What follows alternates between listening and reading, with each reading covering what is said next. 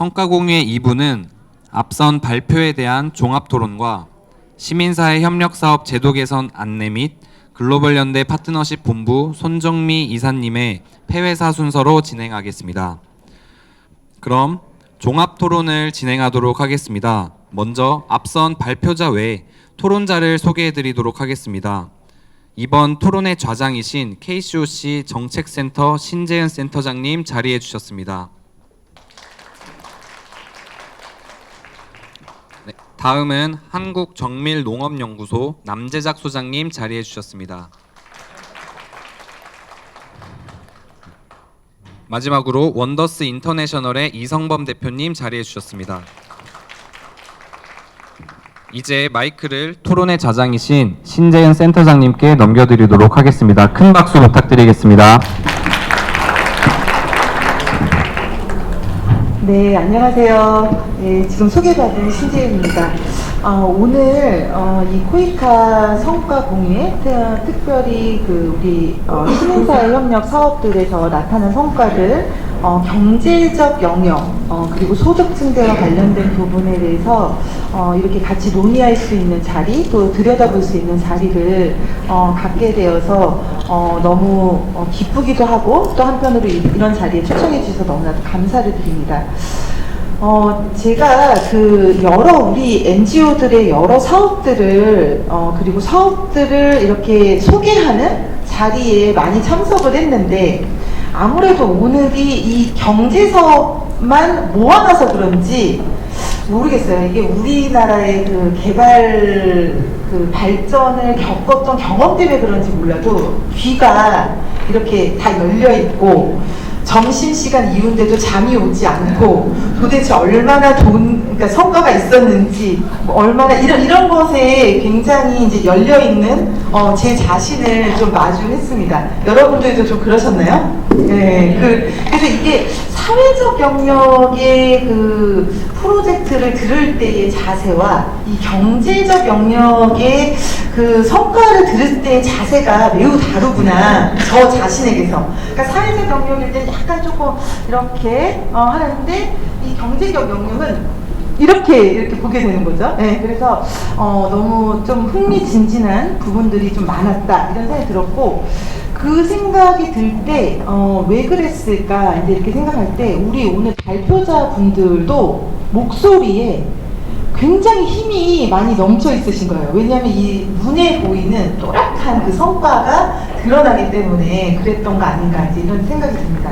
그래서 저는 이런 기본적으로 오늘 세 가지 사례에 대한 이런 느낌이 있었는데, 오늘 토론자분들은 사실 먼저 발표 자료도 받으시고, 그래서 이제 검토하셨을 때 또 어떤 각도로 이 사업들을 좀 보셨는지 매우 궁금합니다. 그래서 맨 처음에는 제가 우리 한국정밀농업연구소의 남재삭 소장님께 어떻게 사업들을 보시고 들으셨는지 한번 여쭤보겠습니다. 네, 안녕하세요. 남재익입니다.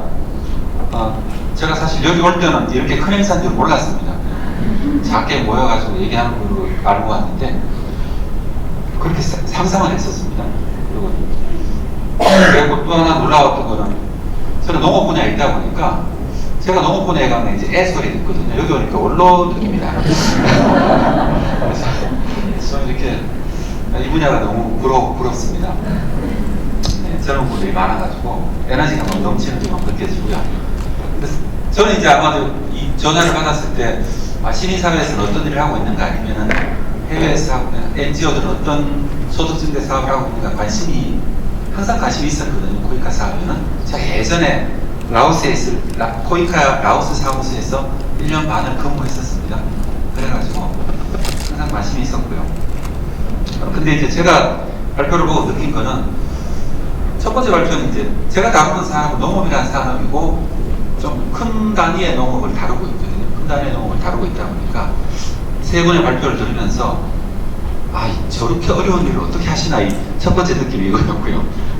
사실 이게 소득 증대라는 건 어쨌든 산업의 영역이고 비즈니스 영역인데, 이거를 한다는 거 쉽지 않거든요. 더군다나 이제 아주 그런 여건이 잘 마련되지 않는 곳에서 굉장히 난이도가 높습니다.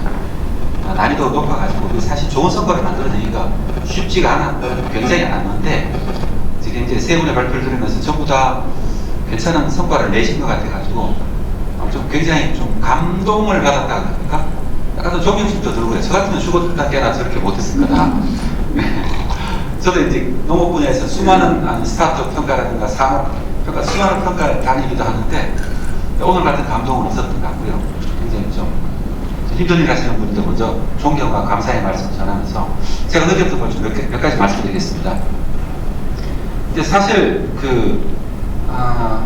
비즈니스를 할 때 제일 먼저 시작하는 게 이제 산업이라는 이 어떤 소득을 만들거나 새로운 가치를 만든다고 할 때는 어떤 걸 개선하는 걸 목표로 하기 때문에 전체적인 가치 사슬을 먼저 분석을 하고 그 다음에 어떤 취약점이라고 합니까? 우리가 개선할 수 있는 대상이 뭔가를 가지고 사전에 먼저 이렇게 분석을 하게 됩니다. 분석을 하게 되고 그런 과정을 거쳐가지고 우리가 타겟을 하는 게 있는 거죠. 그러니까 어떤 현장을 보기 전에 사실 이론적으로 말하기가 굉장히 어렵습니다. 세 분의 발표를 들으면서 느꼈던 거는 대부분 다 이제 소액 대출로 가지고 하나의 수단으로 쓴 걸 보고는 물론 이제 이 사업 자체가 이제 빈곤 아주 사업 영향이라고 합니까? 사업 영향을 없는 분들을 대상으로 하는 사업이다 보니까 농업 분야에서 일반적으로 쓰지 않는 이제 소액 대출이라는 게 중요한 수단으로 쓰였고 그게 굉장히 이제 좀 약간 처음 볼 때는 좀 낯설게 좀 많이 느껴져요. 이게 소득증대 사업에서 소액 대출이라는 걸 어떻게 썼을까? 근데 그걸 들으면서 느꼈던 건 뭐냐면 이분들은 이 전체 가치 사슬을 판단했을 때 뭐를 가장 취약점으로 판단을 했던가 이걸 이제 간접적으로 느끼게 되고요. 그래서 첫 번째 이제 굿네이버스를 발표를 들으면서 좀 좋았던 건 뭐냐면 이 프로젝트의 접근 방법이 굉장히 단순하고 명쾌했던 것 같습니다. 그냥 직선적으로 이해하기 쉽게 발표도 그랬고요. 그 다음에 또 취약점으로 봤던 거는 뭘 보냐면은 되게 소득이라는 게 농촌 지역에서는 되게 생산성이라는 것하고 그 다음에 시장 접근성 두 개가 대부분 가장 취약한데 그 두 부분을 다뤘더라고요 보니까. 그러니까 생산성을 높이는 데는 다른 복잡한 것 없이 이제 그러면 되게 자재가 이제 가장 취약한 부분이니까 그런 곳에서는 실제로 일반적으로는 이게 가장 취약한 부분이 아닌데 이런 사업의 경우에 이제 그런 특징이 있는 것 같습니다. 그래서 그 부분을 집중해서 소액임대라는 걸 했고 그 다음에 시장성을 접근하기 위해서 사회적 기업이라는 걸 만들었고 근데 그 사회적 기업이라는 거에 대해서 좀 더 그게 어떻게 작동했고 아니면 어떻게 구성을 했고 하는 게 좀 더 자세히 들었으면 좋겠다 싶었습니다. 왜냐하면 사실 이 나머지 것들은 전부 다 시간이 지나면 전부 다 이렇게 발전을 하거나 다 사라지지만은 결국 남아있는 게 뭐냐면 결국 그 중심적인 역할을 하는 기업의 역할이거든요. 기업의 역할에서 아마 소액 대출도 했을 것 같고 그 다음에 구매를 할 수 있도록 이것도 모니터링 됐을 거고 교육도 했을 거고 그 다음에 이제 물건을 직접 농민이든 아니면 주변의 조합으로 구매를 해가지고 그걸 유통 마켓에 연결하는 그걸 위해 가지고 이제 인프라를 약간 투자하는 거 이런 것들로 이제 전체적 사업 구성을 하지 않을까 싶었습니다. 결론적으로 보면은 이제 좋았던 부분은 뭐냐면 이 사회적 기업에서 이렇게 대개의 경우는 우리가 농업 쪽도 마찬가지인데요. 이 비즈니스 쪽에서는 따뜻한 마음이 대개는 실패를 부르거든요. 온정주의적으로 접근을 하면 대개는 이제 좋지 않은 결과가 나옵니다. 그러니까 비즈니스는 철저하게 비즈니스로 접근을 해야만이 이제 다음 단계로 갈 수 있는 게 마련되는데 발표를 들으면서 그 부분에 대해 가지고 강조를 많이 하셨는데 그게 결론적으로 얻게 된 교훈인지 아니면 처음부터 이해를 하고 들어갔는지 그게 이제 약간 좀 질문하고 싶었던 거긴 했었습니다. 근데 굉장히 좀 인상적이었던 것 같고요. 그 다음에 또 하나는 아쉬웠던 건 뭐냐면 예를 들면 급빈층인데 돈이 들어가게 되면 그게 생산에 직접적인 장기적인 투자가 되죠. 어쨌든 농사를 6개월, 4개월 기다려야 되니까요. 투자에 쓰일 거냐 아니면 이제 그게 직접적으로 생활비에 쓰일 거냐 그 미래에 대해서 어느 정도에 대해서 확신을 줄 수 있느냐 이게 굉장히 중요한데 이런 걸 사실 만들어내는 게 쉽지 않을까 이런 게 좀 굉장히 어려운 대상감이 했는데 이런 굉장히 높은 확률로 가지고 이제 미래에 투자했다는 거 보면은 실질적으로 굉장히 이 수치가 보여주는 것들이 활동가들이 어떤 노력을 했는가가 막 영화처럼 막 눈앞에 지나가는 게 보이더라고요. 그게 굉장히 인상적이었고 좀 저희들은 좀 그러니까 좀 감동적이었고 나머지 열매나눔 인터내셔널 하고 있는 소액대출 사업 같은 것도 네, 굉장히 인상적이었고 또 사실 이 부분은 제가 잘 몰랐고 또 제가 시간적 여유도 없고 해서 좀 뭐 제가 할 건 못 됩니다만 한 가지 걱정되는 거는 이제 베트남이라는 나라의 특징을 고려한다 하더라도 저는 항상 이제 장기적으로 봤을 때 그러면 우리가 투자를 했을 때 이 사업이 일회성으로 끝나지 않고 어떻게 계속 뻗어나갈 건가 하는 게 아니 지속될 건가 하는 게 굉장히 중요하다고 생각하거든요. 이게 거기에 사는 사람들의 문제뿐만 아니고 이 사업을 담당하는 그 활동가 분들이 이 사업을 바라보고 참 에너지를 넣고 아니면 계속 인풋을 넣고 열정을 투자할 만한 게 이제 그런 것들이라고 생각해요. 사실 대상도 중요하지만 그 일을 하시는 분들의 이 열정이라는 것은 굉장히 중요한 열정이 아니면 그 모티베이션 되는 게 굉장히 중요하니까 그 부분이 어떻게 작동했을까라는 게 좀 약간 좀 궁금하기도 했었고 그럼에도 불구하고 이제 그런 걸 가지고 훌륭히 끌고 나갔다는 생각이 들었습니다. 근데 그게 한 가지 아쉽다기보다는 뭐라고 궁금했던 거는 베트남에 어쩔 수 없이 베트남이라는 상황이 정부 조직이라고 활용했지만은 정부 조직이 만약 여기 개입하는 순간에 이제 지속 가능성은 어떻게 될 거냐, 만약 이 사업이 끝나든 아니면은 다음 단계가 어떻게 될 거냐, 그게 저는 약간 좀 이렇게 뭐라고 하지, 약간 궁금했다고 합니까? 그런 부분이었던 것 같습니다. 근데 시간이 다 돼가지고 할 말은 너무 많은데 한 가지만 한마디만 만약에 더 한다 치면은 이제 세 가지 사업을 보면서 이제 우리가 저는 이 비즈니스를 설계하거나 뭘 할 때 보면 제일 중요한 게 시간이라고 생각하고 있거든요. 그럼 우리가 시간은 대개의 경우는 3년이라는 시간을 정하고 아니면 2차 사업 여러 가지 계획을 하는데 이 활동하시는 분들이 그러면 이걸 어느 정도의, 왜냐하면 이게 요즘은 세계가 너무 빨리 바뀌는 거 같거든요. 기후도 너무 빨리 바뀌고, 그러니까 예전에는 5년, 10년 정도의 이렇게 시간을 가지고 우리가 뭔가를 계획하고 개선하려고 한다 치면은 요즘은 이게 너무 빨리 바뀌다 보니까 이게 그렇게 장기적으로 계획해서는 안 될 것 같다는 생각이 많이 들더라고요. 그래서 이런 부분에 대해서는 좀 이 사업들이 좀 약간 좀 뭔가 약간 넓게 퍼져 있는 것 같아가지고 그 부분에 대해서 한번 좀 고민해볼 필요가 있겠다, 그런 느낌이 들었습니다. 네, 소장님 감사합니다. 지금 아마 말씀해주신 부분들이 우리 이 자리에 계신 수많은 기관에서도 공통적으로 갖고 있는 부분인 것 같고, 특히 경제 사업들을 할 때 이제 후속, 그 다음에 뭐 사회적 기업 운영까지, 또 협동조합 모델 뭐 이런 것들이 질문에도 지금 많이 올라왔던 것 같고요. 온정주의, 어떻게 우리가 이걸 끊어낼 것이냐 이런 부분은 늘 숙제였던 것 같습니다. 그리고 지금 장기 계획과 이 단기 계획 사이에 이 갈등, 특히 코이카 사업들은 3년 단위로 이렇게 단기 계획 중심으로 들어올 때 우리는 어떻게 이것을 장기화하거나 혹은 전략화할 것인가, 이제 이런 부분들도 하나의 우리가 생각해 볼 수 있는 요소인 것 같고, 열매 나눔 같은 경우에 지속성을 어떻게 했는지 오늘 거기는 사실은 소개는 안 됐는데 이미 이제 지속하는 모델로 현장에 이양을 다 했기 때문에 좀 그런 것들은 나중에 같이 말씀해 주시면 좋을 것 같습니다. 이어서 우리 원더스의 이성범 대표님 말씀도 좀 들어보겠습니다. 네, 발표하신 세 기관의 이렇게 소득주대 분야 활동들을 듣다 보니까 되게 사례를 잘 꼽아서 이 성과 공유를 기획해 주셨다 이런 생각이 들거든요.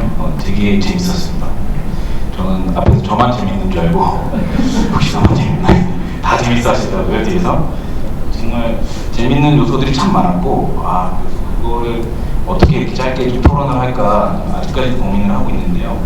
저는 이 세 가지 사례들의 한 가지씩 좀 특이점을 좀 짚어드리고요. 그리고 공통적으로 성공 요인이 뭐였지? 이라는 질문을 가지고 뭐 대답을 찾아본다면 한두 가지 정도 있을 것 같아요. 그래서 그런 부분 좀 말씀을 드리려고 합니다. 네, 시간에 맞춰놨습니다. 그 굿네이버스 같은 경우 되게 그 사회적 기업의 역할 모델을 좀 주목하고 싶은데요.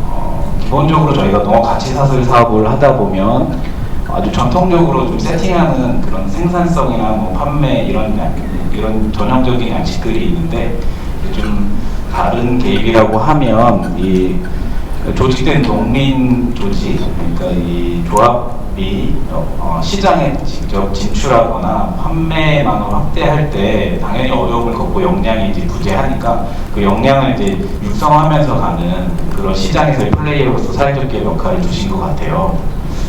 그런 부분 때문에 아마 이제 단기에 굉장히 성과를 내실 수 있는 그런 견인 역할을 했다고 보고, 시장 관점에서 설계했기 때문에 당연히 이 두 축으로 이제 조합이랑 사회적 기업 두 축으로 운영되는 이런 비즈니스가 잘 먹혀 들어가지 않나 이런 생각 듭니다. 네. 1분밖에 세팅을 안 했습니다. 제가 세팅을 잘못해서 아직 5분이 남았습니다. 그리고 이 사회적 기업을 많이들 고민을 하시는데, 사회적 기업이 되게 어렵지 않습니까? 그래서 저는 좀 사실 계속 고민을 하고 있는데, 저도 사회적 기업을 현장에서 운영하고 있지만 이런 방식으로요, 시장에 진출하는 역할하는 방식으로 하고 있지만, 사회적 기업도 수익을 내야 되고 조합도 수익을 내야 되는 이 두 가지 수익이 한 번에 네, 마이크를 한 번에 어떤 그 가치 산설 안에 들어와 있어야 되는데, 그런 거 찾기도 쉽지 않고, 사회적 기업 운영하는 것 자체도 굉장히 또 다른 비즈니스를 운영하는 어떤 어려운 점이 될 것 같아서, 기획을 되게 잘 하셨지만 이게 효용성을 좀 확인해 볼 필요는 있겠다. 이제 조합이 어떤 사회적 기업의 기능을 다 완벽하게 역량을 탑재했을 때, 그때 사회적 기업은 어떤 역할 모델이나 어떤 이제 장기적인 플랜을 가져야 되느냐, 이런 고민들 좀 있었고요. 그리고 월디비전은 너무 재밌었습니다. 월디비전은 그 현금 지급 모델이라는 게 굉장히 오랫동안 많이 화제되어 왔었는데, 이제 현금 지급 모델을 이런 아주 적합한 대상에 특정화해서 설계를 해서 그 안에서 관리 체계를 가져간 그 사업 모델인 것 같고요. 주로 흔히들 얘기하잖아요. 그 물고기를 주냐, 물고기 잡는 법을 가르쳐 주냐, 이런 논쟁이 지금도 있습니다. 우리나라에 이제 기본소득 때문에 계속 화제되고 있는데, 그런 측면에서 사실 전통적으로 대결 구도가 있고, 이제 현금을 그냥 주는 것에 대해서 약간 잘못된 생각을 갖고 있는데, 이런 구도에서 현금을 지급했을 때 분명히 이제 적합한 극빈층의 소득을 증대할 수 있다라는 그런 모형도 볼 수 있어서 너무 좋았고요. 베트남 같은 경우는 이제 그 열매나눔은 거의 11년 동안 마이크로 파이낸스를 한 지역에서 하시는 건 이런 사례는 많지는 않은 것 같습니다. 그래서 이런 사례를 보고 배울 수 있다는 건 정말 되게 좋은 기회였던 것 같고요. 말씀 주셨던 그 제한 사항이나 거버넌스 구축하는데 어려움들 같은 것들에서 저는 뭘 봤냐면, 현지에 어쨌든 적합한 그런 운영 체계를 만들기 위해서 계속 끊임없는 조정과 노력을 하셨다. 그게 이제 성공 요인이 아닌가 이렇게 생각이 들고요. 그 두 가지 정도 공통적인 성공 요인으로 제가 꼽고 싶었던 거는, 첫 번째는 현장 조직의 역량일 것 같습니다. 지금 이 세 가지 사업 다 그 코로나를 지나오신 사업이잖아요. 코로나를 지나오시는데 이제 우리가 말은 코로나 지나왔다고 그렇지, 코로나 시기에 얼마나 힘들었습니까? 시장 변화도 엄청났고 엄청난 이슈가 있었는데, 그거를 2년을 버텨오셔서 이 소득이라는 성과를 내셨다는 거는, 이 현장 조직이 분명히 이런 대응 역량이랑 이런 전문성이 충분히 갖춰져 있는 조직이었기 때문에 가능하다라는 생각이 들고, 발표하신 세 분 보면 되게 오랫동안 일하신 것 같거든요. 한국인의 역량도 굉장히 중요했다, 그런 생각이 듭니다. 오랫동안 계속 일해 주시면 더 좋은 사례를 저희가 볼 수 있을 것 같고요. 네. 그리고 두 번째로는 이게 장기적인 사업이에요. 저는 이렇게 11년짜리 사업을 이제 설명하는 걸 본 적이 별로 없습니다. 이게 오랫동안 자체 사업으로 시작해서 장기적으로 단계별로 좀 진화한 사업인 것 같거든요. 그래서 그렇기 때문에 성공하지 않았을까, 이런 성과를 내지 않았을까 싶고, 저희가 소득증대 사업 같은 경우는 바로 조사하고 들어가서 3년 하고 나올 수 있는 사업이 아니잖아요. 굉장히 고도화된 전략을 많이 갖춰야 되는 사업이고, 시장 안에서 엄청 실패하면서 좀 배우고, 스타트업이 피vo팅 하듯이 뭔가 계속 수정하고 린하게 움직여야 되는 게 현장에서도 막 존재한다는 말입니다. 그런 것들을 할 수 있었기 때문에 이런 성과를 내지 않았을까, 이런 생각이 들고요. 중소단체들은 그러면 이런 일들을 자체 사업으로 운영하면서 할 수 있을까? 이런 전문성을 갖고 있어도 중소사업이 자체 사업으로 한 2, 3년 이렇게 현장에서 저희 소위 말하는 이제 헤딩을 하면서 계속 뭔가를 찾아내고 발굴하고 지역사회 네트워크 만들고 이렇게 할 수 있을까, 이런 의문이 듭니다. 그런데 지금 보니까 자체 사업으로 하시고 한 9년 정도 코이카 사업으로 다 연결해 가신 것 같아요. 그래서 이쯤에서 코이카를 좀 칭찬드리자면 코이카께서 시민사회적 프로그램을 개선하면서 어떤 그 사이즈나 뭐 형태에 맞게 이제 칸막이도 쳐주시고 진입형 뭐 성장 이렇게 하면서 생태계를 육성시키려고 많이 노력한 부분도 있고 이렇게 9년씩 계속 또 잘한 건 더 뭔가 있겠죠. 그런 거를 제도적으로 발전시켜 주셔서 이런 일들을 할 수 있지 않았나 생각이 들고 칭찬을 드렸으니까 제안을 드리자면 이제 이런 중소규모 단체들도 이런 전문적인 소득증대 사업을 할 수 있도록 더 많은 다양한 이제 전문성 지원이라든지 이런 사업 지원들이 더 많아졌으면 좋겠다라는 제안을 드리면서 마치겠습니다. 아무래도 또 이제 직접 사회적 기업도 운영해 보시고 이전에 잘 안 보여요. 네. 반짝 이렇게 해달라는 말씀이신 거죠? 네, 잘 알아듣습니다. 나이가 들수록 잘 안 보이네요. 네. 그래서 이제 현장의 경험들이 많으시다 보니까 그런 각도에서 말씀을 좀 전달을 해주신 것 같습니다. 오늘 지금 주신 의견들 중에서 조금 토크를 더 이어나가고 싶은 부분들이 있는데 이미 여기 플로어에서 질문을 굉장히 많이 해주셨어요. 제가 보니까 한 37개의 질문이 들어왔거든요. 이거를 여기서 다 하시면 오늘 밤이 셀 것 같아요. 그래서 다는 못할 것 같고 우선 제가 첫 번째로 한번 각 기관 발표자분들에게 마이크를 좀 돌려드리면서 질문 중에서 좀 공통적인 질문, 그러니까 전체 공통 말고요. 각 기관별 질문에서 좀 공통적이고 한번 답변을 해주실 것들을 한 2가지 정도 좀 답변을 먼저 해주시고 그 다음에 해소가 안 된 다른 질문들은 오늘 여기가 끝나고 나면 재빨리 이 발표자들에게 오셔서 개별 질문으로 좀 한 번 더 해주시면 어떨까 싶습니다. 그래서 제가 발표자에게 마이크를 드리는데요. 발표했던 순서대로 우선 한번 드리겠습니다. 그래서 먼저 굿네이버스에게 먼저 그 답변을 좀 부탁드리겠습니다.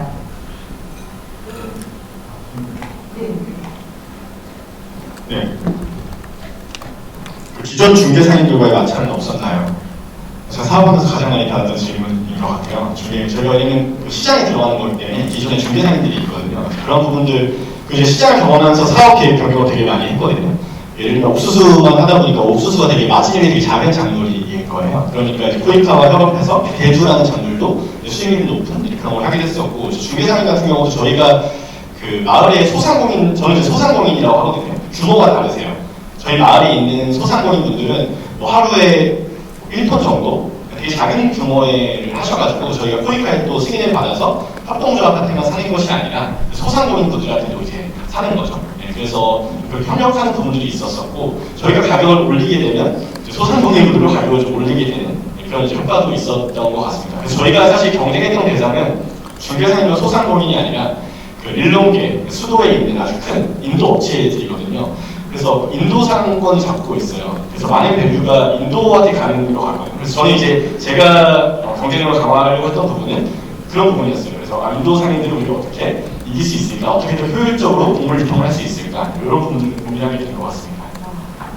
대기업가 싸움이네요. 대기업가 싸움. 다이가 네, 알겠습니다. 감사합니다. 그럼 두 번째로는 우리 열매 네, 사실 저희와 관련된 질문 중에서는 현지 지역 정부와의 협업 파트너십을 어떻게 구성하고 어떻게 관리했는지에 대한 질문이 제일 많았는데 사실 이거는 나라마다 다르고 문화마다 다르기 때문에 그렇다고 해서 제가 여기 계시는 분들한테 베트남의 사례를 말해봤자 베트남으로 사업을 기획하고 계시는 분들에게 도움이 될 것 같아서 조금 폭넓게 그리고 여기 계시는 분들이 시민사회단체, NGO에서 종사하시는 분들이 많을 거라 생각해서 현장 활동가로서 그리고 시민단체에서 일하고 있는 활동가로서 좀 말씀드리자면요. 사실 열매나눔이 2013년부터 한국에서 파견 직원을 보내기 시작했는데 1년마다 파견 직원이 계속 바뀌었습니다. 왜냐하면 현장의 어려움도 있기는 했지만 뭔가 다들 좀 기관에서 제대로 케어를 하지 못한 부분도 있지 않나라는 생각이 있어요.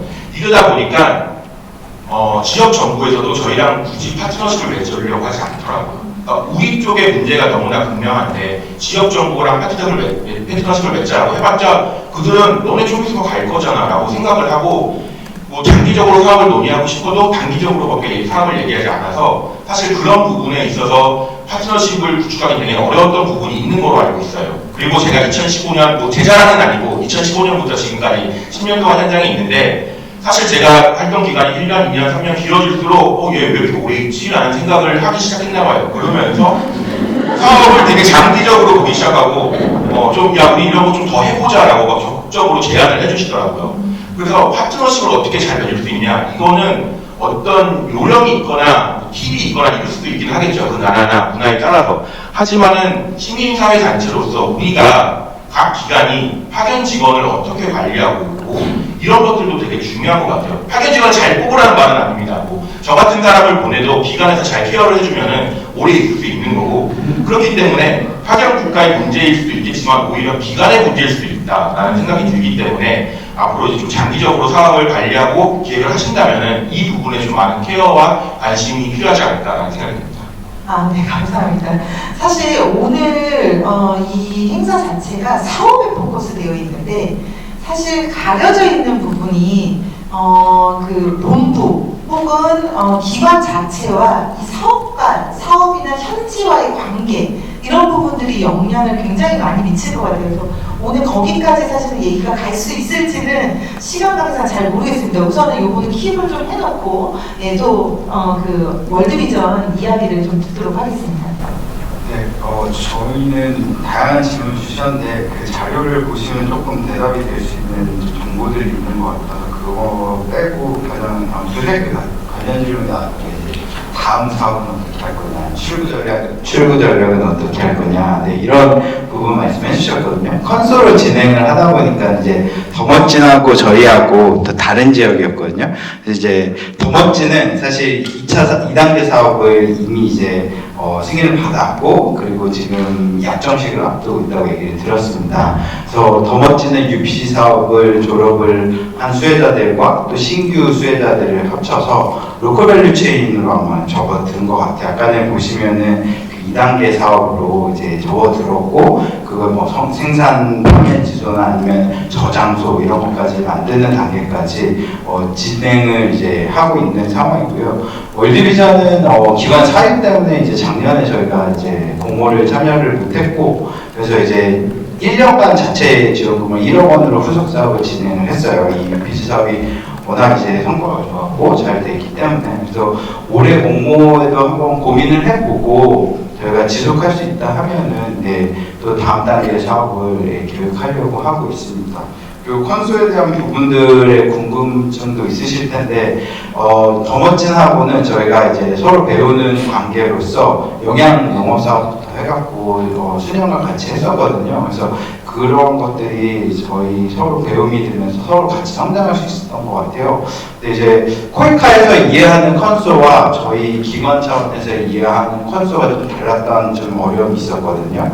그래서 저는 이렇게 컨소들이 아까 전에 중소단체들하고 조금 더 기관 규모가 큰 단체들하고 협력이 더 많이 일어나 물론 업무상의 어려움도 실무단에서 많이 얘기했습니다. 그러나 이제 우리 한국의 국제개발협력 시장이 더 진보하고 더 업그레이드 되기 위해서는 그런 협력들이 활발하게 일어나야 되지 않을까 싶습니다. 네, 감사합니다. 이게 컨소는 사실 뜨거운 감자죠. 그래서 양측에서 다 할 말이 많은 건데, 요거까지는 오늘 못 갈 것 같아요. 네, 이 정도로 하고요. 네, 지금 그래서 여러 질문을 많이 주셨는데, 질문에 대해서는 요 정도까지만 해야 될 것 같아요. 저희가 이제 저희가 부여받은 남은 시간이 한 6분 정도 있어서, 아까 우리 이성권 대표님이 말씀해 주신 것 중에서, 이번 이 세 가지 사례의 키워드, 그러니까 성공의 키워드 중에 하나가 사업을 관리하는 그 직원들의 역량 강화, 이런 것이 각각 사업마다 좀 특성이 있을 것 같아요. 그래서 제가 좀 그것에 대한 좀 질문을 한번 드려보고 싶은데요. 이번에는 이제 두 번째 발표하신 우리 열매 나눔부터 한번 답변을 좀 부탁드려도 될까요? 네, 계속 저희는 좀 지역 정부와의 뭐 파트너십, 그다음에 뭐 역량 강화 이 부분을 강조했던 것 같고 그렇기 때문에 앞서도 그런 질문이 왔던 것 같은데 사실 공무원들이 우리 사업에 투입이 되면서 일이 더 늘어났기 때문에 어떻게 보면은 뭐 이렇게 제대로 사업을 수행하지 않거나 관리하지 않거나 혹은 어떤 분이 질문 주시기로는 그들이 독단적으로 의사결정을 하지 않느냐라는 식의 질문도 주셨는데 사실 저희는 이거를 어떻게 관리하고 어떻게 역량 강화했냐라고 한다면 친구성 강화에 좀 더 포커스를 맞춰가지고 자연스럽게 역량도 강화될 수 있도록 좀 진행을 했습니다. 그렇기 때문에 말씀드렸던 게 베트남 중앙정책인 뭐 새농촌 사업이라든가 아니면 베트남에서도 이미 좀 제도화하고 정책화하고 있는 정책들이 있는데 그런 것들을 우리 사업과 연관지어가지고 단순히 지역 정부가 우리 NGO 사업, 우리 코이카 사업을 돕는 게 아니라 지역 정부의 정책에 부합되도록 하는 방식으로 프레임을 짜가지고 이들이 더 열심히 일에 투입될수록 책무성도 강화되고 자신들의 지역 정책에도 반영될 수 있도록 하는 구조로 짰기 때문에 오히려 그 지역의 상황과 정책들을 좀 파악하는 것도 중요하지 않나 저희는 그런 식으로 책무성을 강화했고 역량 강화까지 이어갔습니다. 제가 이 부분 되게 독특한 것 같은데 이제 보통은 저희가 협력을 할 때 지방정부하고 이 정도로까지 협력하는 사례는 제가 처음 본 것 같고 아마 이제 이렇게 접근한다고 할 때 되게 두려움들이 많을 것 같아요. 왜냐면 이제 각 지역마다 그 공무원들의 특성들이 있잖아요. 우리가 또 신뢰할 수 있는 부분도 있지만 신뢰할 수 없는 여러 요소들이 있는데 아마 그런 부분들을 잘 좀 관리하신 것 같고 그 중에 하나가 이 정부의 정책 사업과 연계했던 것 이게 아마 키포인트가 아니었나. 근데 이런 부분은 각각의 지역에서도 좀 같이 생각해보고 단지 우리 사업에 연계하는 방식이 아닌 지역의 사업과 연계하는 방식으로 가는 게 좀 하나의 큰 키워드가 아닐까 이런 생각이 들었습니다. 이어서 월비도 좀 한번 말씀해 주세요. 직원 역량 강화는 일단 좋은 사람을 뽑는 게 역량 있는 직원을 뽑는 게 되게 중요한 것 같고 근데 제가 요즘 출장을 다니다 보면 현지에서 인건비가 많이 올라갔고 이게 되게 사업비에 되게 큰 영향을 주더라고요. 그래서 역량 있는 직원을 뽑는 거에서는 현지에서는 엄청나게 컴피티션이 있고 기관별로 그런 문제들이 지금 떠오르고 있다는 생각이 들고요. 그리고 또 역량 강화, 직원 역량 강화가 저희는 이제 핵심은 아닌 것 같고 지역 사회 그런 아까 이제 CHW라든지 UPG 코치 이런 분들의 지역 현지에 같이 살고 있는 사람들, 수혜자들과 같이 있는 사람들 중에 지역 주민들의 그런 역량 강화가 되게 중요한 것 같아요. 우리도 옛날에 보면 뭐 이장님이라든지 아니면은 뭐 동장님 이런 분들이 활동을 많이 하시잖아요. 그런 분들이 체제 에이전트로 이렇게 현장에서 활동하는 게 되게 중요할 것 같고 직원 역량 강화가 현재 역량 강화는 사실 로컬라이제이션도 핵심이긴 하거든요. 그래서 이 부분이 되게 앞으로의 그런 국제적인 협력과 연결되는 부분이라서 그런 토론도 하는 자리가 포획해서 있었으면 좋겠어요.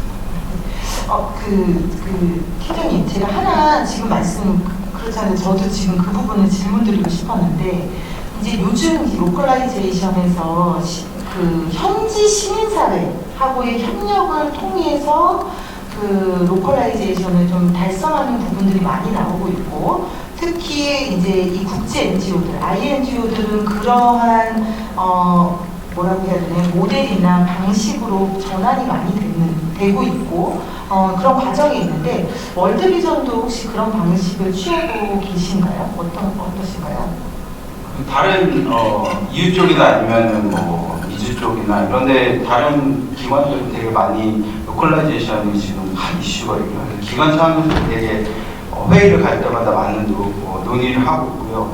근데 거기에 핵심은 사실 그 현지의 역량 강화이거든요. 그래서 어떻게 믿을 수 있는 기관들을 발굴하고 협력할 수 있느냐가 이슈이고, 근데 이게 사실 아직까지는 많이 활성화되는 것 같지 않아요. 근데 앞으로 할 거기 때문에 준비를 해야지 우리가 현장에서 로컬리 리스트릭트 펀딩을 받아서 사업을 할 수 있다라는 이슈가 있고, 기관 차원에서는 이제 그러면은 우리 서포트하는 이제 후원국들에 있는 오피스들의 역할은 무엇이냐, 어떻게 같이 협력을 하느냐, 우리의 그러면은 책임은 무엇이냐, 우리는 그러면 모델을 어떻게 가져가야 되느냐 논의는 이제 시작 단계인 것 같습니다. 그래서 저희는 로컬라이제이션에 대한 개념 정리와 그리고 전략적인 방향 방향에 대한 논의들을 진행하고 있고 그 테스트들을 여러 기관들, 메이저 기관들, 한국은 약간 도너가 이제 콜카에 한정되어 있잖아요. 그래서 활발히 하는 못하지만은 다른 국가들은 엄청나게 되게 노력하고 있는 상황입니다. 네, 감사합니다. 지금 이 로컬라이제이션 관련해서 크게 이제 두 축이 있는 것 같아요. 하나는 이제 INGO들이 이제 현지에서 좋은 CSO들을, 현지 CSO들을 발굴해서 협력하는 모델이 하나 있고, 또 우리 이제 한국 사회에서 보면은 아까 이제 이성범 대표님도 말씀해 주셨지만 이제 중소단체들이 어떻게 이 자체 사업들을 하고 할 것이냐 할 때 전통적으로는 우리가 계속 한국이 들어가서 뭘 하고 하는 부분에 집중하는 그런 단체들이 있는가 하면 또 한편으로는 현지에 좋은 시민사회 단체들을 발굴해서 같이 협업하는 모델들을 하시는 케이스들이 이미 여기 안에서도 있으신 걸로 제가 알고 있습니다. 그래서 오늘 그 부분까지 깊이는 못 들어가지만 추후에 이제 이어지는 이런 행사들이 있다라고 하면 좀 추후로 더 다뤄보도록 하겠습니다. 예, 이번에는 그럼 국내 것으로 넘어갈게요. 네, 그 현지 지원 역량이 정말 중요하고요. 제가 프로젝트 성공을 너무 하고 싶어가지고 그럼 찾아봤어요. 프로젝트 성공하려면 무슨 요인이 제일 중요할까? 논문이 있더라고요. 한 37개 요인이 나왔는데 그 중에 1위가 저는 막 풀이 너무 좋아해가지고 풀일 줄 알았어요. 막 양식 1위가 프로젝트 관리자 역량이라고 나오는 거예요. 그리고 2위가 프로젝트 팀의 역량. 네. 그래서 힘들겠는데 그러니까 제가 프로젝트 팀의 역량이 중요한 거잖아요. 그래서 저도 이제 사실 대기 4년차 때 갔었는데 저도 잘 모르잖아요, 현장을. 그런데 이제 감사하게도 이제 그 전에 있었던 매니저 역할이 되게 중요했던 것 같고, 그래서 팀원들의 역량을 끌어올리기 위해서 지부장님과 좀 다른 의견을 했었는데 프로젝트 팀만이 14회를 했었어요.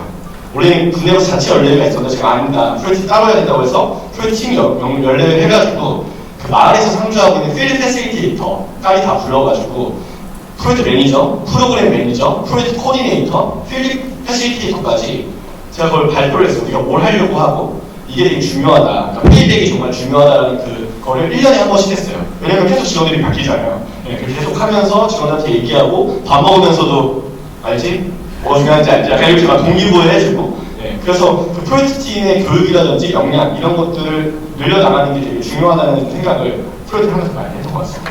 네, 감사합니다. 아무래도 이제 여기서 다 조직 경험들을 해봤고 사업 관리도 해보셨지만 이 랭귀지 통이라는 게 굉장히 중요한 요소 중에 하나거든요. 그러니까 아마 1년, 매년마다 이 연례를 했다라는 것은 같은 목표에 우리가 집중할 수 있도록 하는 그런 요소가 있었지 않았나 이런 생각이 듭니다. 제가 이제 부여받은 시간은 원래 10분까지였는데 3분을 지금 초과했는데 그래도 마무리 발언은 해야 될 것 같아서 조금 시간을 더 양해를 드리고 쓰도록 하겠습니다. 그래서 오늘 우선 발표자분들 그리고 토론자분들에게 마무리 한마디씩 좀 이 자리에 오신 우리 동료 기관들에게 좀 팁을 전해주신다면 어떤 게 있을지 좀 부탁드리고 싶고요. 먼저 이번에는 이제 월비부터 발표자 기관 하시고 그리고 아까 소장님 먼저 했으니까 이성범 대표님, 그 다음에 소장님 맨 마지막으로 이렇게 해서 정리 한번 해보겠습니다. 그 한양대 성과관리팀이 있는 박사님들과 얘기를 하면서 했던 거는 이제 이 소득증대 사업에 대한 약간 벤치마킹이나 이런 부분들 좀 한국에서는 약간 부족하더라고요. 그래서 경제적인 효과뿐만 아니라 사회적인 편익이라든지 소셜 임팩트에 대한 부분들을 또 어떻게 우리가 측정할 거냐, 그리고 그런 시도들을 좀 해보려고 생각은 했었는데 구현하기가 되게 쉽지 않다는 좀 어려움이 있었고, 그리고 이러한 부분들을 그러면 우리가 어떻게 좀 공론화해서 좀 우리가 다른 기관들도 같이 활용하고 그리고 툴로 만들다든지 아니면 프레임워크를 만들어서 이렇게 좀 이 소득증대 사업의 약간 좀 방향이라든지 아니면 우리가 잘된 사업 아니면 좋은 사업 이런 것들을 할 때 그냥 성과가 나왔어요 그럼 좋은 건 아니잖아요. 그래서 그런 좀 합의점들이 좀 이 시민사회 아니면 업계 안에서 좀 만들어져야 된다는 생각을 하고 있고, 또 아까 전에 말씀드렸듯이 PC 사업, 소득경제 사업이 되게 비싼 사업이에요. 그래서 아까 전에 막 영상이 나왔을 때 수혜자 수가 소득증대 사업에 그 예산도 적지만은 수혜자 수도 되게 적습니다. 그 사업들을 어떻게 우리가 평가를 하고 어떻게 그러면 가치를 만들어낼 거냐에 대한 고민들은 우리가 앞으로 해나가야 되지 않을까 생각을 했습니다. 네, 감사합니다. 네, 그 소득증대 사업에 저는 되게 관심이 많아가지고 예전에 사회창립팀에서 있었거든요. 그래서 저는 이제 실근사를 너무 많이 본 거예요. 너무 어려운 부분들이 많았어가지고. 그래서 그냥 한 가지 팁이라고 하면은 일단 생산 자체에 너무 많은 에너지를 쓰는 작물을 하면 좀 어려운 게 아닌가 생각이 들어요. 그러니까 뭐 식용 작물이라든지 막 이렇게 막 농민들이 그런 거 하고 싶어 하시거든요. 근데 생산에서 통제해야 될 게 너무 많은 것 같아요. 네, 그래서 저희가 옥수수 사업을 질문에도 있었는데 했던 이유가 워낙 오랫동안 하셨던 부분이라서 생산 자체에서 저희가 크게 에너지를 쏟지 않아도 됐던 것이 하나가 있었던 것 같습니다. 그리고 한 가지만 더 말씀드릴게요. 사실은 좀 저는 약간 시장 쪽으로 많이 가게 된 것 같아요. 개발용 NGO에 들어왔는데 이제 아까 말씀드린 온정주의도 조금씩 버리게 되면서 시장은 되게 치열하거든요. 그래서 저도 되게 나쁜 사람인가? 저는 가격 협상할 때 되게 중요하거든요. 그런데 근데 저는 좀 생각하는 게 아까 말씀드렸지만 자립을 향해 가는 데 있어서 시장을 좀 만날 수밖에 없는 거고 여기서 저희가 사실 물러나고 싶을 때도 있어요. 저도 물러날까? 사실 다른 사업 할까? 약간 무섭거든요. 어렵거든요. 더 치열하거든요. 근데 저희가 그런 부분들을 좀 정복해 나가고 잘 하게 되면 그 시장에 대한 이해로 저희가 정말 관심 있는 사업 대상자분들에게 더 많은 효과를 낼 수 있다는 생각이 들어서 그걸 마지막으로 말씀드리고 싶었습니다. 감사합니다. 네, 오늘 주제로 돌아가서 소득증대를 좀 다시 한번 강조드리자면은 소득증대는 어떤 사업 모델이라든가 이런 것도 당연히 중요하지만은 소득증대를 발현하기 위해서는 현지 매니지먼트라든가 파트너십이라든가 거버넌스라든가 현지 직원 역량이라든가 이런 것들도 되게 중요하다는 말을 꼭 저는 드리고 싶었고 뭐 사실 월드비전의 모델이라든가 문해력의 모델이라든가 이거를 그대로 가져간다고 해서 성공할 수 있냐 없냐는 알 수가 없는 부분이잖아요. 그렇듯이 사업 외적으로 소득증대가 발현되는 외부적인 요소들을 좀 많이 살피면서 사업을 안정적으로 유지할 수 있는 방향을 모두가 좀 모색을 하고 이런 부분에 있어서도 코이카나 많은 시민사회단체들이 좀 다 같이 고민을 하는 자리가 있었으면 좋겠습니다. 네, 감사합니다. 네, 저는 NGO들의 소득증대 사업이 계속 고도화되고 있다고 계속 느껴져요. 그냥 지역개발 사업의 어떤 한 분야거나 한 묶음의 부분이었던 적이 있었는데 지금 이렇게 고도화돼서 성과를 많이 내는 사업들을 할 수 있게 되는 것 같고요. 강조하고 싶은 건 시장입니다. 결국 이 시장 시스템 안에서 시장에서 사람들이 소득을 내는 거기 때문에요. 시장을 배제한 어떤 접근 같은 거는 절대로 소득의 성과를 낼 수는 없습니다. 근데 저희가 전통적인 방식들에서 아직 좀 머물러 있는 부분이 이 부분인 것 같은데 과감하게 시장의 전문가가 돼야 된다고 생각하고요. 그래서 다양한 이제 시장 시스템 디벨롭먼트, 시장 마켓 드리븐 어프로치, 다양한 어프로치들이 이미 많이 사례들이 많습니다. 그런 것들을 우리가 적용할 수 있게 좀 공부하고 지역 전문가이면서 시장 전문가가 돼서 이런 마켓 베이스의 일들을 많이 해나갈 수 있으면 좋겠다는 생각합니다. 네, 감사합니다. 네, 저도 이제 한 가지만 말씀드리면은 아까 전에 다 한 얘기긴 하지만 만약에 어떤 사업을 할 때 소득형 어차피 이건 비즈니스니까 한 가지만 선택하면 기업을 키워라. 이게 사실 이쪽 분야에 계신 NGO분들이 제일 화들짝 놀라는 단어가 기업이지 않습니까? 근데 결론적으로 보면 사업이 끝나고 나면 남는 건 기업형 조직이거든요. 기업형 조직은 사실 남아있습니다. 그 기업형 조직에 이제 가장 많은 역량이 집중되고 그 기업형 조직이 지역에 있으면 사실 나머지 문제는 저절로 해결되는 것들이 굉장히 많거든요. 그래서 한 가지만 하자면 어떤 형태에 대한 기업형 조직을 키우자는 것하고 그 다음 사업을 디자인할 때 분석을 하고 하겠지만 결론적으로 보면 어느 단계에 어떤 형태의 기업형 조직을 만들 거냐는 걸 알 거고 그 기업형 조직이 사업기간 동안에 제대로 작동해서 자리 잡을 거냐 이제 이런 관점에서 놓고 이제 나머지 농민 지원 사업을 거꾸로 이렇게 바라보는 거죠. 이렇게 바라보면 오히려 이제 디자인하기가 굉장히 쉬워지고요. 그리고 이제 새로운 인력이 들어올 때는 항상 보면 이 기업형 조직에 그런 누군가가 남아있을 거 아니에요. 여기 있는 사람들이 계속 이런 경험을 하게 만들어가지고 시장에 대해서 이해를 높이는 게 이제 모든 걸 접근하는데 가장 쉬웠던 방법인 것 같습니다. 그리고 마지막으로 한번 보면 또 저도 이제 NGO분들을 많이 느끼면서 대기업분들은 따뜻한 마음 가지신 분들과 사람을 먼저 보는 것 같아요. 사람을 먼저 보는데 당연히 그것도 중요한 문제긴 하지만 전체적으로 봐서 구조를 먼저 보고 구조가 어떻게 작동되는지에 대해 가지고 한번 해보자. 그러니까 어떻게 보면 어떤 때는 사람을 없애버리고 구조만 가지고 이렇게 작동하는지를 시뮬레이션 해보는 방식도 이제 디자인하는 데 좋은 도움이 되지 않을까 이런 생각이 듭니다. 고맙습니다.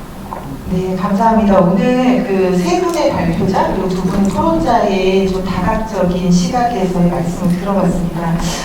NGO 측면에서 두 가지를 볼 수 있을 것 같습니다. 하나는 이제 기관 자체, 그러니까 이 사업이 아니라 기관이 이런 사업들을 어떻게 전략화하고 계속 성장해 나갈 수 있도록 지원하는지 이 부분들은 우리 자체적인 숙제인 것 같고요.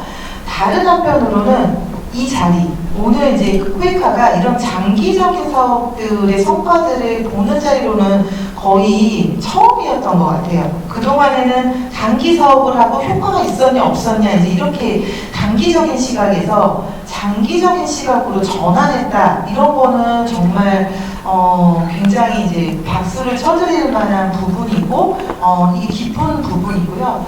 또 한 가지는 이제 오늘도 여러 가지 얘기가 나왔지만 사실 지금 전략형 사업들이 있습니다. 큰 규모로 가기에는 전략형 사업들이 있는데 여전히 이런 구조가 작은 기관들이 접근하기 좀 어려운 구조예요. 이 전략형은 큰 기관들이 접근할 수 있는 거고 나머지 이제 성장형 사업들이 보통의 일반적인 NGO들이 접근할 수 있는 것인데 사실은 좋은 사업이 있고 좋은 모델이 있다라고 하면 계속 성장형에 머물러 있어야 되냐? 이런 부분들은 좀 우리가 같이 고민해 볼 지점인 것 같습니다. 그동안에 이제 코이카 사업들이 계속 센터 중심으로 이루어졌는데 사실은 NGO의 성과는 지역의 통합적인 접근에 의해서 일어나는 경우가 많고 이런 부분이 성과, 그러니까 정량적인 성과뿐만 아니라 정성적인 성과 그리고 국민들이 들었을 때 마음의 훈훈함까지 이 정도는 좀 뭔가 우리 정부가 또 내 세금이 뭔가를 했구나 이렇게 느낄 수 있는 감동 포인트까지가 같이 있지 않나 이런 생각이 들어서 저는 이제 코이카에서 이런 부분들을 어떻게 더 장기적으로 접근하고 좀 좋은 사업들을 더 확대할 수 있는 모델로 나갈 수 있을지에 대한 고민을 좀 같이 해주셨으면 좋겠다라는 말씀을 마무리로 이 시간을 좀 마무리하도록 하겠습니다. 네, 모두 경청해 주셔서 감사드립니다. 네, 토론자들의 통찰력 있는 분석과 날카로운 질문에 기쁜 인상을 받았습니다. 다음은 시민사회 협력사업 제도 개선과 관련하여 발표가 있겠습니다. 그럼 시민사회 협력사업팀 김나연 대리의 제도 개선 발표가 있겠습니다. 큰 박수 부탁드립니다.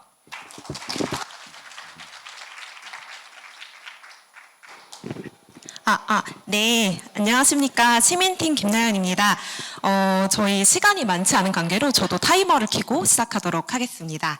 저는 오늘 25년 저희 시민사업에서 가장 크게 변경되는 사업 현장 파견 인력 체제비 개선 관련해서 말씀드리고자 합니다. 오늘 발표 순서입니다. 먼저 추진 배경입니다.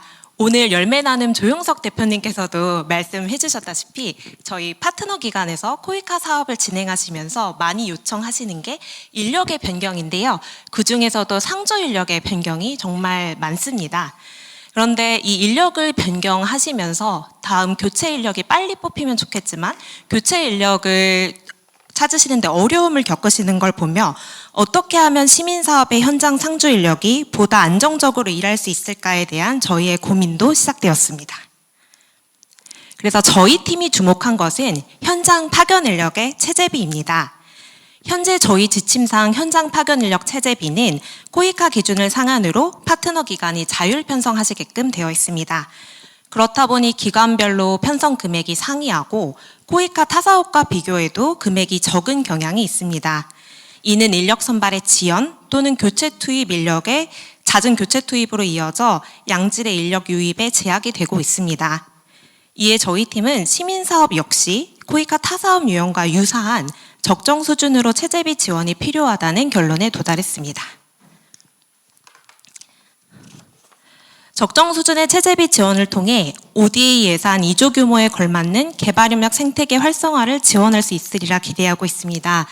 보다 구체적으로 시민사업 파견 인력이 개도국 지역사회에서 안전하게 사업활동을 수행하고 역량 있는 국제개발 활동가를 양성할 수 있을 뿐만 아니라 더 나아가 파트너 기관은 안정적인 인력 투입이 가능해 사업 효과를 제고하고 기관 노하우를 축적하실 수 있으리라 기대하고 있습니다. 이제 추진 방안입니다. 저희가 23년 하반기 민협사업 정례협의회 그리고 이사장님과 그 파트너 기관의 간담회를 거치면서 파트너 기관의 의견을 굉장히 많이 청취했는데요. 이 과정에서 제도 도입 시 가장 염두한 것은 파트너 기관의 부담을 최소화하는 것이었습니다. 많은 고민 끝에 가장 아래에 보이시는 두 가지 큰 방안을 도출했습니다. 첫째, 코이카 전문 인력 업무 처리에 관한 지침에 따라 시민사업 현장 파견 인력의 체제비 지급을 의무화하고자 합니다. 둘째, 시민사업의 사업비 상한을 현재 진입형 연간 2억 원, 성장형 5억 원에서 진입형은 3억 원, 성장형은 7억 원으로 상향 조정하려고 합니다. 다음은 제도 적용 세부 방안입니다. 방금 말씀드린 체제비 제도는 25년에 모든 코이카 시민사업에 적용을 할 예정인데요. 신규 사업 같은 경우에는 곧 공모가 진행될 예정입니다. 이에 공모 진행에 앞서 신규 이 체제비 적용 방안을 안내를 해서 공모 시부터 신규 체제비를 적용하실 수 있도록 할 예정이고, 계속 사업 같은 경우에는 이미 편성되어 있는 체제비 예산이 있습니다. 그래서 그 편성되어 있는 체제비 예산의 부족액을 저희 코이카가 추가 지원하고자 합니다. 그래서 기존 사업 같은 경우에는 약정 변경 체결이 필요합니다.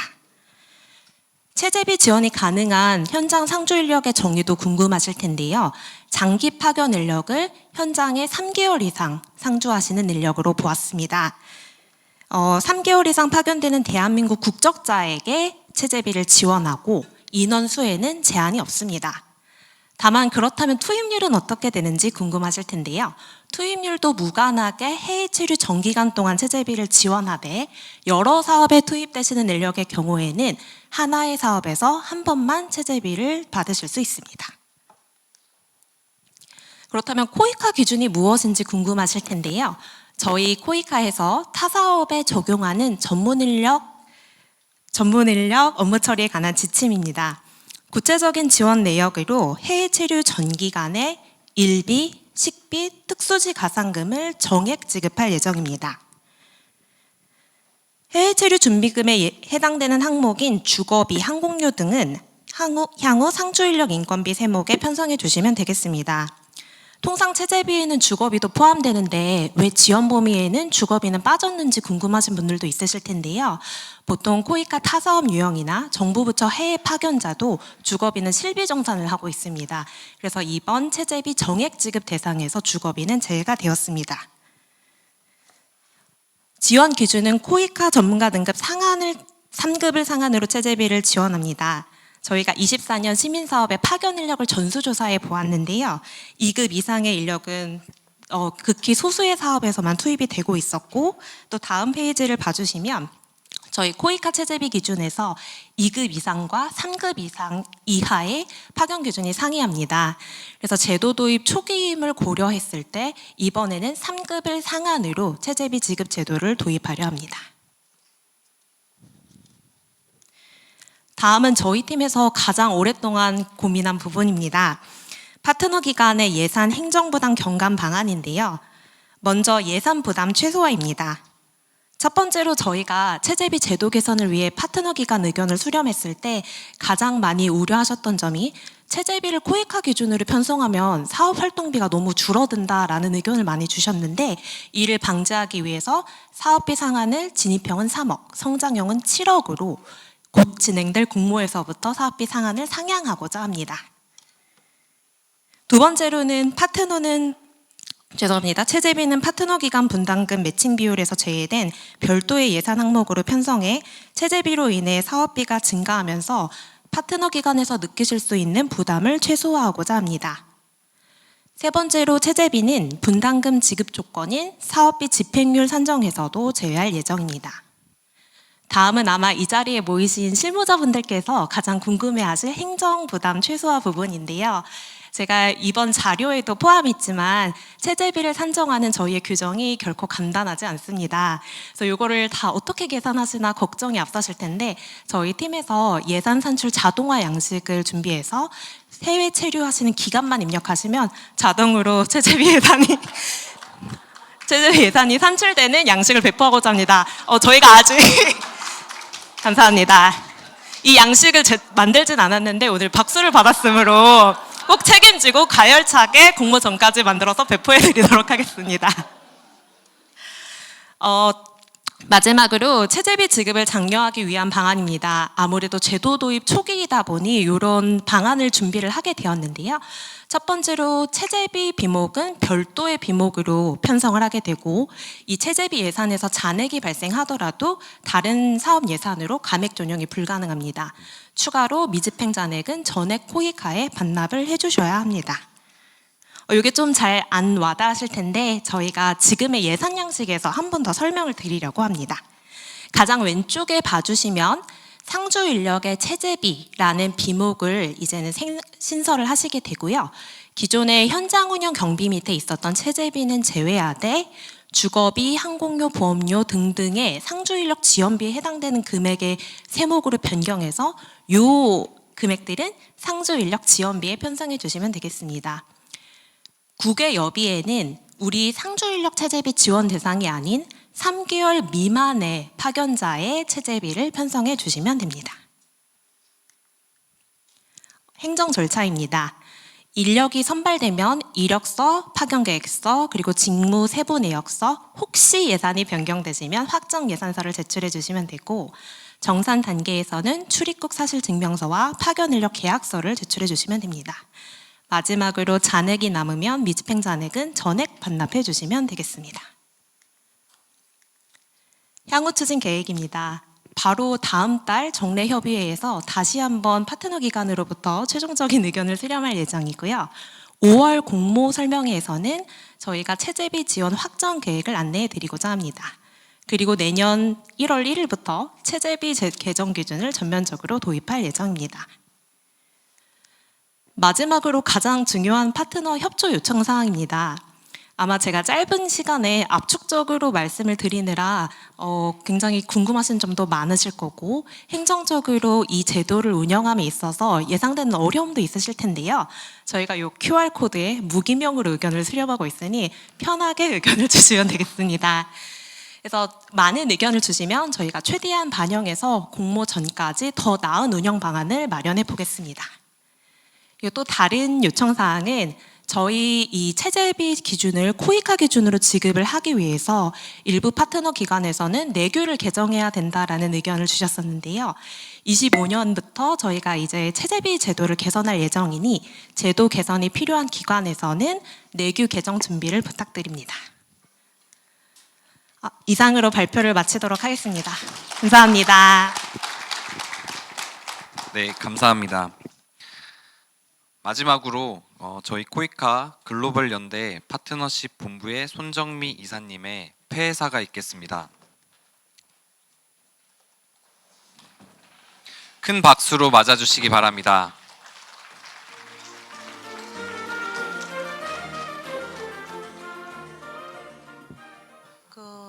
처음에 발표해 주셨던 그 노성채 PM님 그 옥수수를 뭐 이렇게 소출을 하면 창고에 보관했다가 그다음에 판매하는 그런 것이 우리나라 그 지방에서 농협에서 보통 하는 건데 이것을 그 어디죠?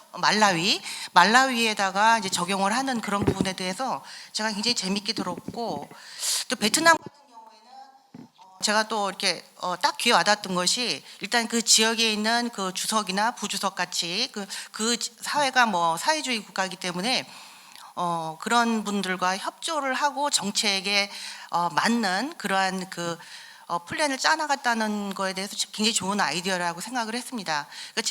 저도 이제 공무원 생활을 한 20년 정도 했는데 과거에 했는데 역시 그 작은 지역이라든가 좀 시골로 갈수록 그 지역 공무원들하고 끈끈한 네트워크를 가지면 굉장히 좋습니다. 그래서 그런 점을 많이 활용을 하셨으면 좋겠고요. 그리고 또 르완다 같은 경우에 UPG 이 부분에 제 귀에 또 와닿았던 건 뭐냐면 그 코치 있죠. 예, 코치. 그것이 굉장히 그 다른 사업에도 모델링을 하면 좋겠다라고 말씀을 하셨는데 그런 것도 역시 마찬가지로 인적 네트워크인 것 같습니다. 그래서 공통적으로 이 세 가지의 사업이 물론 이제 기본적으로는 그 빈곤에서 어떤 소득으로 바뀌고 소득을 창출하고 그다음에 어떤 경제적인 그 자립 또 금융의 뭐라 그럴까 금융의 아까 무슨 말씀하셨죠? 문해력 예 이런 것들을 갖추게 해준다는 점에서 참 그 머리에 굉장히 그 많이 잔상이 남았습니다. 그래서 또 아까 그 말씀하시는 여러 패널들 분들 말씀도 잘 들었고요. 그래서 우리 이제 NGO가 대체로 이제 여기 지금 나와 계신 분들도 마찬가지지만 뭐 굿네이버스라든가 또 월드비전이라든가 많이 국민들이 알고 있는 그러한 큰 그러한 그 NGO지만은 중소 NGO들도 이를 통해서 좀 같이 콘소로 들어가서 이 전체적으로 우리가 파이가 커지는 그런 효과를 좀 가져오면 굉장히 좋겠다 이런 생각을 했고요. 그리고 파견 직원의 잦은 교체 이런 부분 때문에 이제 우리도 이번에 좋은 그 개선안을 만들어서 여러분들한테 이제 안겨드렸는데요. 그뿐 아니라 또 현지에 있는 그런 네트워크, 현지에서 또 직원을 뽑기도 굉장히 어렵다고 아까 누가 말씀하셨는데 그런 현지에서의 그런 네트워크도 좀 많이 만들어야 되겠다 이런 생각이 들었습니다. 그리고 기업형 조직만 남았다고 또 한 분 말씀하셨죠. 그것도 제가 자주 들었던 얘기인데 그 아프리카에 계신 그 소장님 한 분이 저한테 이제 메일을 한번 보내신 적이 있었는데요. 코이카 소장님이 그래서 우리가 아프리카가 왜 계속 빈곤 상태를 벗어나지 못하는가 그 이유를 분석을 해보니까 우리가 그냥 돈을 계속 주기만 하고 있기 때문에 그 지역에서 어떤 자립심이 커지지 않는다. 가장 좋은 방법은 우리의 기업이 물론 NGO도 같이 공동으로 현지에서 작지만 그 기업들을 자꾸 일궈 나가야 된다는 거죠. 현지 기업을. 그래서 그것이 말하자면 지속 가능성을 만들어준다 이런 말씀을 하셨습니다. 그리고 마지막으로 그 신재훈 센터장님께서 말씀하셨던 두 가지도 저도 굉장히 공감을 하고 있는데요.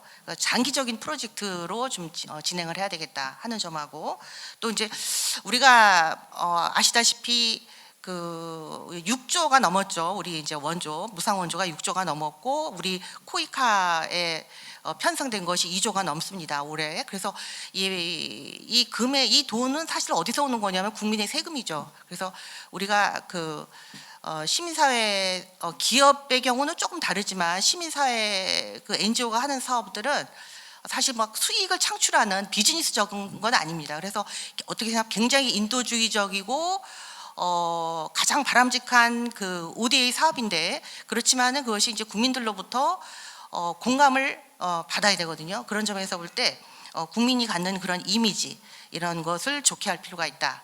예, 그런 점들을 제가 오늘 들으면서 메모를 많이 했는데 이제 노안이 되다 보니까 잘 안 보여갖고 제가 막 그 메모했던 것들을 좀 봤습니다. 그래서 오늘 이제 한 2시간 이상, 2시간 반 정도를 성과를 그동안의 성과에 대해서 이제 들어보고 또 함께 나아갈 방향이 무엇인가에 대해서 고민해보는 아주 의미 있는 시간이었다고 봅니다. 저 개인적으로는 또 앞으로 향후에는 실패 사례도 한번 발표해 보는 게 어떨까 이런 생각도 좀 합니다. 우리끼리만 외부에는 모르게 실패 사례 같은 것도 한번 꼭 성과 공유회보다는 실패 사례도 우리가 알면은 어떤 시행착오를 덜 겪을 수 있으니까 그런 점도 좀 필요하다는 생각이 들었고요. 그래서 하여튼 제가 지금까지 이렇게 열악한 환경에서 이 시민사회 사업을 하는 그런 분들은 어떤 분들인가 하고 좀 궁금했었거든요. 근데 오늘 만나보니까 정말 그 열정과 어떤 순수한 마음 이런 거 하나 가지고 또 어떤 그 역량 이런 걸로 정말 그 열심히 또 희망을 갖고 즐겁게 일하시는 걸 보고 저도 공감을 많이 했습니다. 그리고 여러분들이 또 우리 코이카에 대해서 갖고 있는 그러한 그 기대 이것이 굉장히 크고 그래서 저희들의 역할에 대해서 다시 한번 아주 그 어깨가 무겁다 이런 생각을 하게 되었습니다. 제가 너무 많은 것들이 있는데 여러분들 너무 피곤한데 다 빼겠습니다. 빼고 하여튼 여기에 지금 발표된 여러 가지 몇 가지 사업이 있었지만은 이 사업만이 아니고 다른 NGO들이 하고 있는 모든 아프리카, 아시아, 또 중남미 이런 데서 한 모든 사업들이 모두가 하나같이 소중하고 또 그들에게 희망의 기회를 제공하고 있다고 믿고 있습니다. 그리고 코이카는 이제 협력 대상국들이 개도국들이 지속 가능한 발전에 시민사회 사업을 통해서 발전할 수 있도록 더욱더 시민사회와 탄탄하게 협력하고 지원하도록 하겠습니다. 시민사회 협력 사업의 효과성을 제고하려면 전문성을 보유한 국제개발 활동가들의 안전을 확보하고 이를 제도적으로 보장하는 것이 필수적이라는 공감대를 바탕으로 사업 현장 파견 인력 체제비 개선 계획을 마련했습니다. 앞으로도 파트너분들의 다양한 의견을 충분히 청취하여 다양한 제도를 도입할 계획이오니 아낌없는 충고와 솔직한 의견을 기다리겠습니다.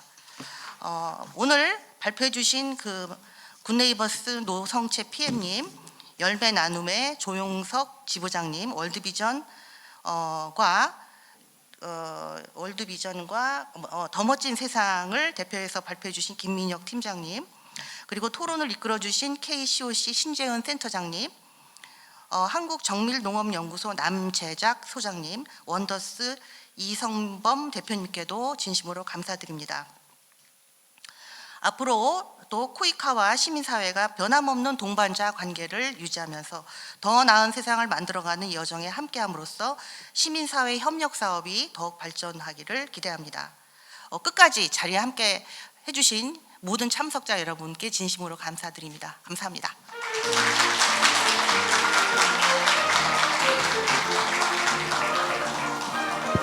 좋은 말씀으로 자리를 빛내주신 손정미 이사님께 다시 한번 큰 박수 부탁드립니다. 네, 그럼 이것으로 2024년 시민사회 협력사업 성과 공유회를 마치도록 하겠습니다. 마지막 가시기 전에 저희 QR을 통해서 만족도 조사와 제도 개선에 대한 의견 부탁드립니다.